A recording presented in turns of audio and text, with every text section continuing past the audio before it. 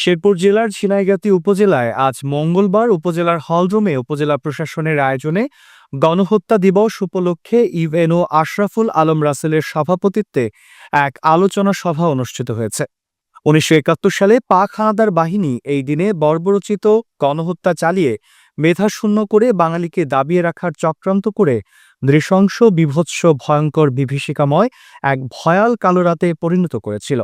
মুক্তিযুদ্ধের ইতিহাস ও গণহত্যার চিত্র তুলে ধরে বক্তব্য রাখেন উপজেলা প্রাণী সম্পদ কর্মকর্তা ডাক্তার এটিএম ফয়জুর আকন্দ, কৃষি অফিসার ফরহাদ হোসেন, স্বাস্থ্য ও পরিবার পরিকল্পনা কর্মকর্তা ডাক্তার রাজীব সাহা, বিএনপির ভারপ্রাপ্ত আহ্বায়ক শাহজাহান আকন্দ, যুগ্ম আহ্বায়ক আব্দুল মান্নান, জামায়াতের আমির মাওলানা নুরুল ইসলাম, এসআই হারুন, বীর মুক্তিযোদ্ধা সুরুজ্জামান আকন্দ, সিনিয়র সাংবাদিক এসকে সাত্তার সহ আরও অনেকেই।